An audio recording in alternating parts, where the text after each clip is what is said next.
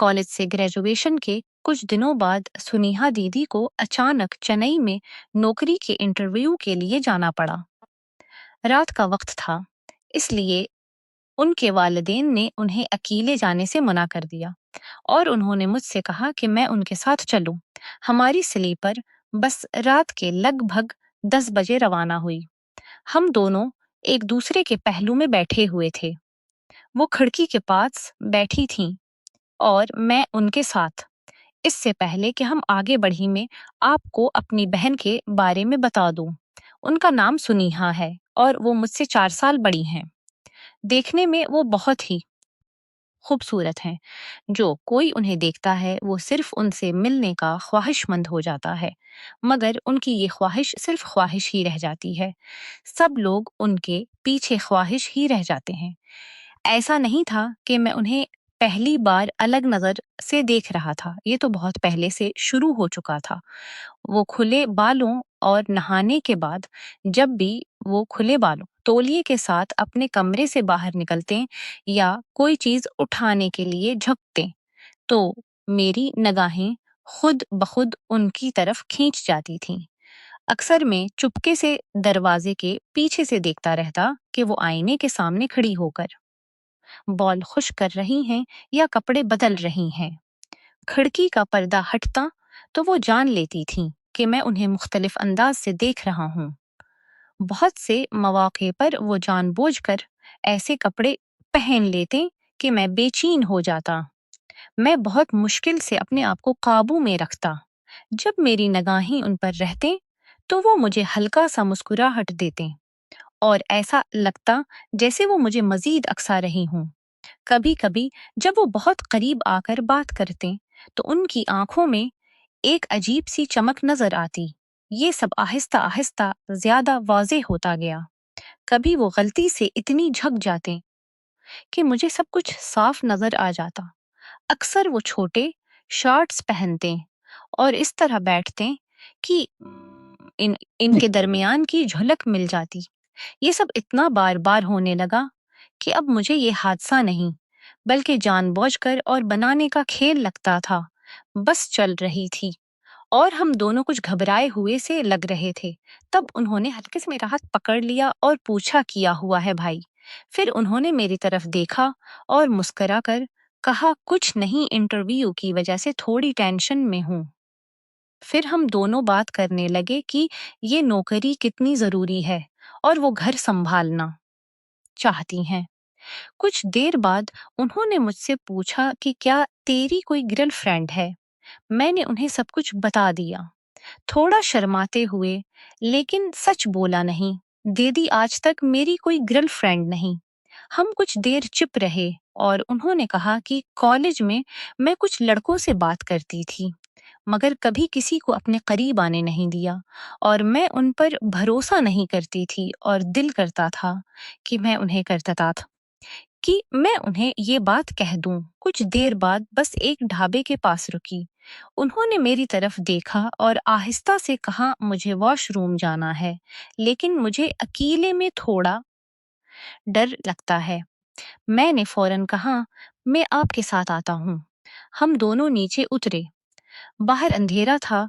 ढाबे की लाइट्स और कुछ स्ट्रीट लाइट्स नजर आ रही थीं। वहां जाकर आसपास देखा, मगर बहुत सी जगहों पर कोई साफ जगह नजर न आई। उनके चेहरे पर कुछ घबराहट थी।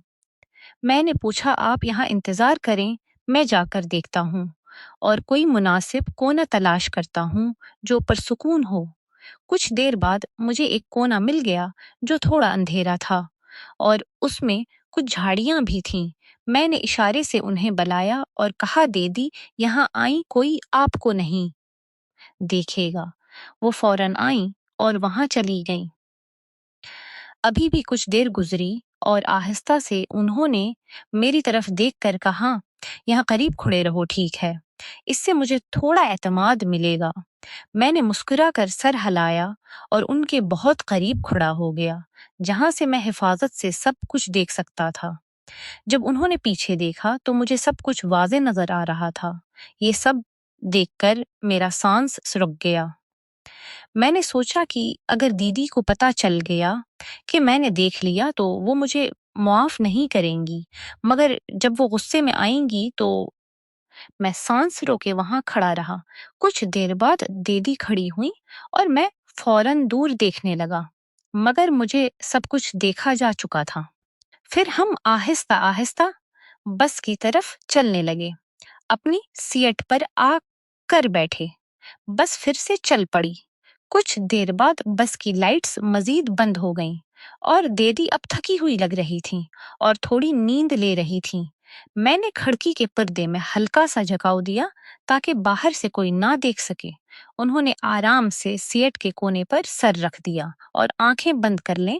کچھ دیر بعد آہستہ آہستہ میرا سر میں نے ان کی طرف موڑا اور وہ میرے سینے پر سر رکھے آرام کر رہی تھیں۔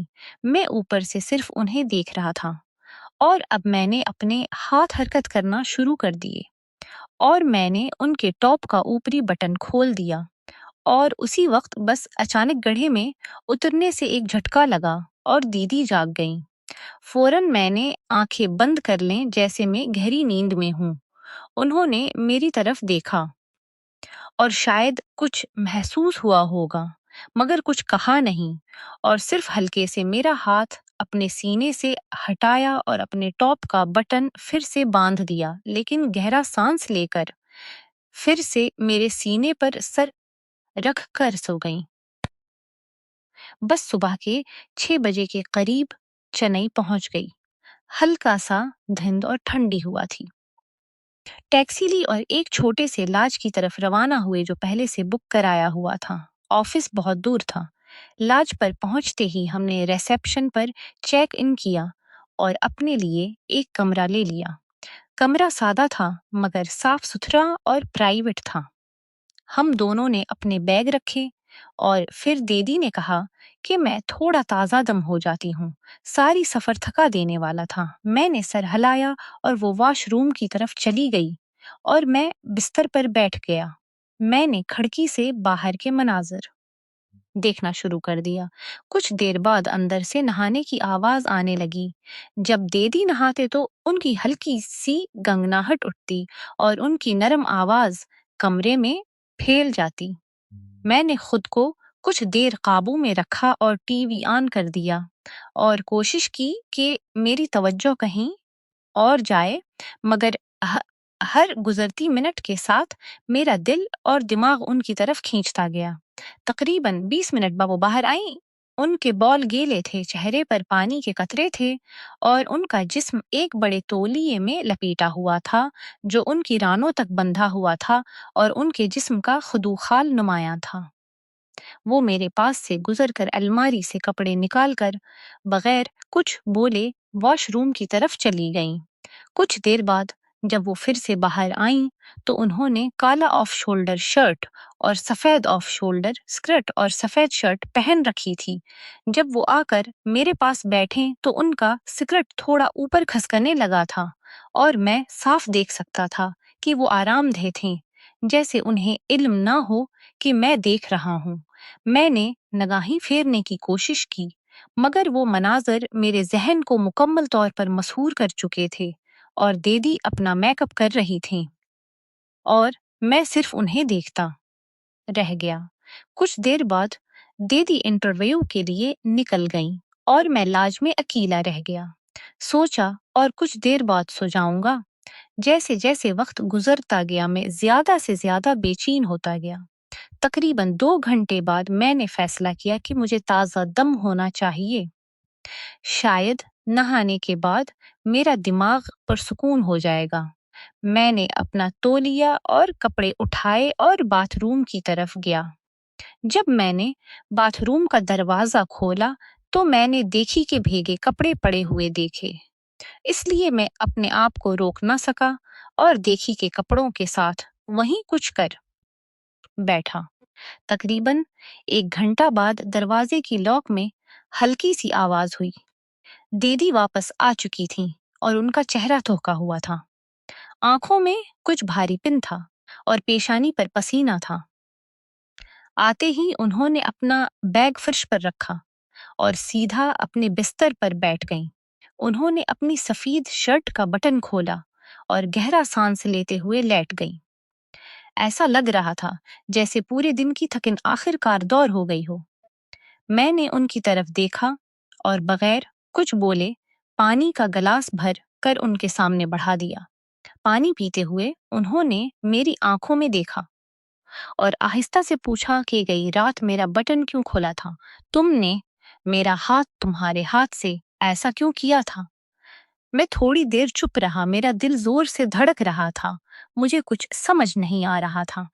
دیدی نے میری گھبراہٹ محسوس کی اور ہنستے ہنستے کہا، آرام کرو، غصے سے نہیں، مگر تمہارے چہرے کو دیکھ کر ایسا لگتا ہے جیسے تم نے کوئی بڑا گناہ کیا ہو۔ میں نے آہستہ سے سر جھکاتے ہوئے کہا، دیدی میں خود کو آپ نے مجھے دیکھ لیا ہوگا، مجھے ڈر تھا۔ دیدی نے مجھے روکا اور کہا، او اب چھوڑ دو، تم بہت ڈر گئے ہو، چلو یہ بات یہیں ختم کرتے ہیں، اور ہاں میری گردن میں درد ہے، تم مجھے مالش کر دو گے؟ میں نے امید بھری نگاہوں سے ان کی طرف دیکھا، وہ پلنگ پر آگے بیٹھ گئیں اور اپنے بال ایک طرف کر کے مجھے اپنی پیٹ کی طرف کر لیا۔ تھوڑے سے ہچکچاہٹ کے ساتھ میں نے ان کی پیٹ پر ہاتھ رکھا اور آہستہ آہستہ انہوں نے اچانک کہا، اگر تم اچھی طرح مالش کرنا چاہتے ہو تو میں یہ شرٹ اتار دیتی ہوں تاکہ کپڑے رکاوٹ نہ بنے۔ آہستہ آہستہ انہوں نے اپنے شرٹ کے تمام بٹن کھول کر اسے ایک طرف رکھ دیا۔ میں بغیر کچھ بولے کچھ دیر ان کی طرف دیکھتا رہا، پھر آہستہ آہستہ میرا ہاتھ ان کی پیٹ پر پھرنے لگا۔ میں نے ان کی گردن اور کندھوں پر مالش کرنا شروع کر دیا۔ تھوڑی دیر بعد انہوں نے سر پھیرا اور آہستہ سے کہا، گئی رات جب تم نے مجھے چھوا تو وہ میرا اچھا تجربہ تھا، اگر تم چاہو تو تم مجھے مالش کر سکتے ہو۔ یہ سب میرے لیے خواب سا تھا اور یقین نہیں آ رہا تھا کہ یہ سب واقعی ہو رہا ہے۔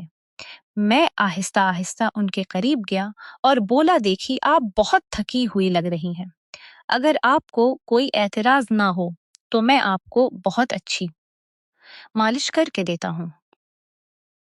دیدی نے میری آنکھوں میں دیکھا اور کچھ دیر خاموش رہے، پھر گہرا سانس لے کر بولے، ہاں آج اگر تیری یہی خواہش ہے تو میں انکار نہیں کر سکتی، اور مجھے تجھ سے کچھ بھی چھپانا نہیں ہے۔ ان کے الفاظ سن کر میرے اندر ایک طوفان برپا ہو گیا۔ میں نے بھی مالش کرنا شروع کر دیا۔ مالش کرتے ہوئے دیکھی کو بہت درد ہونے لگا اور وہ رونے لگے، ان کی آنکھوں سے آنسو بہنے لگے۔ میں نے آہستہ سے ان کا ہاتھ پکڑ لیا اور کہا، معاف کر دو دیکھی، مجھے پتا نہیں تھا کہ اتنا درد ہو رہا ہے۔ میں ان کی طرف دیکھا اور زبردستی مسکراہٹ کرنے کی کوشش کی۔ مجھے علم تھا کہ ہم دونوں پہلی بار مالش کر رہے ہیں، مگر یہ اتنا آسان نہیں تھا۔ وہ کچھ دیر چپ رہیں، پھر خود کو سنبھال لیا اور پرسکون سرہانے پر سر رکھ کر لیٹ گئیں اور میری طرف دیکھ کر بولیں، آج کے لیے بس اتنا ہی میں وعدہ کرتی ہوں، جب میں تیرے ہر خواب کو پورا رہوں گے۔ میں نے کچھ نہیں کہا اور وہ وہیں سو گئیں۔ دیکھی نے آہستہ سے میری طرف دیکھا اور مسکراتے ہوئے کہا، شانت ہو جاؤ، مجھے پتا ہے تمہیں کیا چاہیے۔ اس کے بعد دیکھی نے بھی میری مالش کرنا شروع کر دیا اور جب تک مالش کا تیل ختم نہ ہوا وہ مالش کرتی رہیں، پھر دیکھی بھی وہیں سو گئیں۔ آگے کیا ہوا یہ جاننے کے لیے پارٹ 2 کا انتظار کیجیے اور دوسری قسط دیکھنے کے لیے چینل کو سبسکرائب کر لیجیے۔